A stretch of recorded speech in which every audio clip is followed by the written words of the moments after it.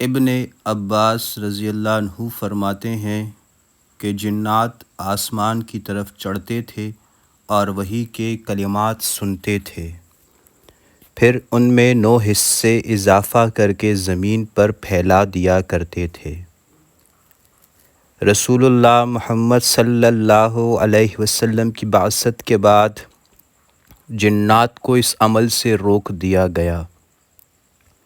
جب آسمان کی جانب رخ کرتے تو شہاب ثاقب چھوڑے جاتے۔ جنات نے اس کا ذکر ابلیس سے کیا تو اس نے کہا کہ ضرور زمین میں کوئی نئی بات ظہور پذیر ہوئی ہے جس کی وجہ سے آسمان دنیا کی سخت ترین حفاظت کی جا رہی ہے۔ چنانچہ یہ طے کیا گیا کہ زمین میں ہر طرف جنات کے وفود کو پھیلا دیا جائے تاکہ وہ اس بات کی تحقیق کریں کہ دنیا میں ایسی کیا نئی چیز وجود میں آئی ہے جس کی بنا پر آسمانوں کی سخت ترین حفاظت کی ضرورت پیش آئی۔ چنانچہ جنات کا ایک وفد تہامہ حجاز کی جانب بھیجا گیا۔ وہ جب مقام نخلا پر پہنچے تو وہاں حضرت صلی اللہ علیہ وسلم اپنے صحابہ کرام رضوان اللہ علیہم اجمعین کے ساتھ صبح کی نماز کی امامت فرما رہے تھے۔ جنات کے اس وفد نے جب قرآن کریم کی تلاوت سنی تو آپس میں قسمیں کھا کر کہنے لگے کہ واللہ یہی وہ کلام ہے جس کی وجہ سے ہمیں آسمانوں پر جانے سے روک دیا گیا ہے۔ جب آپ صلی اللہ علیہ وسلم نماز سے فارغ ہوئے تو یہ اسلام کی حقانیت پر یقین و ایمان لا کر اپنی قوم کے پاس واپس گئے اور ان کو واقعہ سناتے ہوئے خبر دی کہ ہم تو مسلمان ہو گئے، تم کو بھی چاہیے کہ ایمان لے آؤ۔ مگر رسول اللہ صلی اللہ علیہ وسلم کو ان جنات کے آنے جانے اور قرآن سن کر ایمان لانے کی خبر نہ ہوئی، یہاں تک کہ سورہ جن کا نزول ہوا جس میں آپ صلی اللہ علیہ وسلم کو اس واقعے کی خبر دی گئی۔ ایک روایت میں ہے کہ یہ جنات شہر نصیبین کے رہنے والے تھے اور ان کی کل تعداد 7 یا 9 تھی۔ جب انہوں نے اپنی قوم کو ایمان لانے کی ترغیب دی تو پھر ان میں سے 300 اشخاص یعنی جنات اسلام لانے کے لیے حاضر خدمت ہوئے۔ حضرت خفاجی رحمۃ اللہ علیہ نے فرمایا کہ جنات کے رسول اللہ صلی اللہ علیہ وسلم کی خدمت میں حاضر ہو کر استفادہ کرنے کے واقعات 6 مرتبہ پیش آئے ہیں۔ بحوالہ معارف القرآن 814/7۔ حضرت صلی اللہ علیہ وسلم نے طائف کے سفر سے واپسی پر مقام نخلا میں قیام فرمایا اور آخر شب میں نماز تہجد پڑھنے لگے۔ ملک یمن کے شہر نصیبین کے جنات کا ایک وفد بھی وہاں پہنچا ہوا تھا۔ اس نے جب قرآن کریم کی تلاوت سنی تو یہ جنات مسلمان ہو گئے اور اپنی قوم کی طرف واپس جا کر اس واقعے کی تفصیل بیان کی جس کا ذکر سورہ جن میں بیان فرمایا گیا ہے۔ بحوالہ معارف القرآن 577/8۔ جنات کی قرآن سننے کے پہلے واقعے کی تفصیل قرآن کریم کی 46ویں سورۃ الاحقاف میں اللہ نے بیان فرما دی ہے۔ صحیح مسلم کی روایت کے مطابق یہ واقعہ مکہ کے قریب وادی نخلا میں پیش آیا جہاں حضور محمد صلی اللہ علیہ وسلم صحابہ کرام رضوان اللہ علیہم اجمعین کو فجر کی نماز پڑھا رہے تھے۔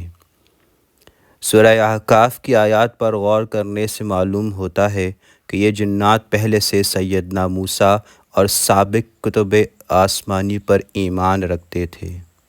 دیکھیے تفسیر سورہ احقاف آیات 30۔ دوسرا واقعہ سورہ جن کی آیت 1 اور 2 میں بیان ہوا ہے۔ تاریخ سے یہ بات ثابت ہے، سفر طائف کا واقعہ ہجرت سے 3 سال پہلے 10 نبوی میں پیش آیا تھا اور اس سفر میں آپ صلی اللہ علیہ وسلم کے ساتھ زید ابن حارثہ رضی اللہ عنہ کے سوا اور کوئی نہیں تھا۔ ابن عباس رضی اللہ عنہ کی روایت کے مطابق جنوں کے قرآن سننے کا واقعہ اس وقت پیش آیا جب آپ صلی اللہ علیہ وسلم مکہ سے آغاز تشریف لے جا رہے تھے اور آپ صلی اللہ علیہ وسلم کے ساتھ دیگر صحابہ کرام بھی تھے۔ ان وجوہ سے صحیح بات یہ معلوم ہوتی ہے کہ سورہ احقاف اور سورہ جن میں ایک ہی واقعے کا ذکر نہیں کیا گیا ہے، بلکہ یہ دو الگ الگ واقعات تھے جو دو مختلف سفر میں پیش آئے تھے۔ ہو سکتا ہے کہ پہلا واقعہ نبوت کے ابتدائی دور کا ہو، جبکہ دوسرے واقعے کے بارے میں روایات متفق ہیں کہ وہ 10 نبوی کے سفر طائف میں پیش آیا تھا۔ بحوالہ تفہیم القرآن 108/6۔ مجاہد رحمۃ اللہ علیہ فرماتے ہیں کہ آپ ایک رات نماز ادا کر رہے تھے کہ آپ کے سامنے ایک لڑکا آ کر کھڑا ہو گیا، تو آپ نے اس کو قابو کرنے کی تیاری کی تو اس نے چھلانگ لگائی اور دیوار کے پیچھے جا پڑا۔ آپ نے اس کے گرنے کی آواز بھی سنی تھی۔ اس کے بعد وہ کبھی بھی آپ کے پاس نہیں آیا۔ مجاہد رحمۃ اللہ علیہ فرماتے ہیں کہ یہ جنات تم سے اسی طرح سے ڈرتے ہیں جس طرح سے تم جنات سے ڈرتے ہو۔ بحوالہ تاریخ جنات امام سیوطی صفحہ 268۔ علامہ محاسبی رحمۃ اللہ علیہ فرماتے ہیں کہ جو مومن جنات جنت میں داخل ہوں گے وہ جنت میں موجود انسانوں کو نہیں دیکھ پائیں گے، جبکہ انسان جنات کو دیکھ سکیں گے، یعنی وہاں دنیا کے برعکس معاملہ ہوگا۔ انس رضی اللہ عنہ بیان کرتے ہیں کہ رسول اللہ محمد صلی اللہ علیہ وسلم نے فرمایا کہ مومن جنات پر ثواب بھی ہے اور عذاب بھی۔ عرض کیا گیا ان کو کیا ثواب ملے گا؟ فرمایا کہ یہ اعراف میں ہوں گے، جنت میں امت محمد صلی اللہ علیہ وسلم کے ساتھ نہیں ہوں گے۔ عرض کیا کہ یہ اعراف کیا چیز ہے؟ فرمایا کہ جنت کی دیوار ہے جس میں نہریں بہتی ہوں گی اور پھلوں سے لدے درخت ہوں گے۔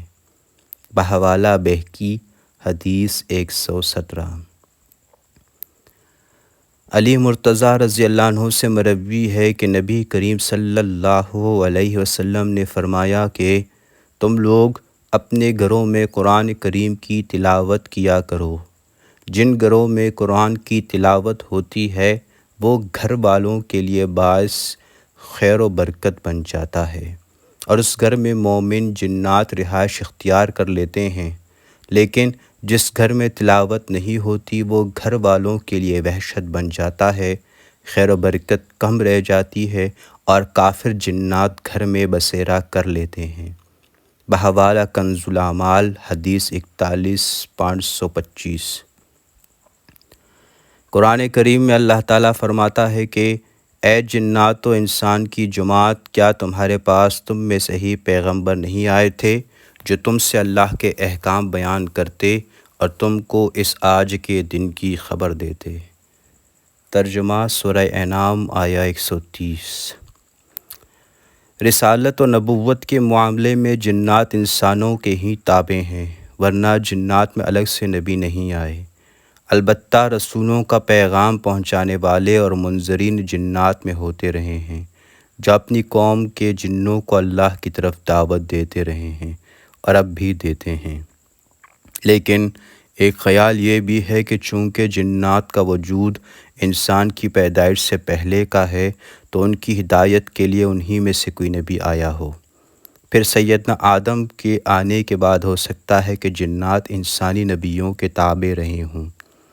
البتہ نبی آخر الزماں محمد صلی اللہ علیہ وسلم کی رسالت بہرحال تمام جن و انس کے لیے ہے اور اس میں کوئی شبہ نہیں۔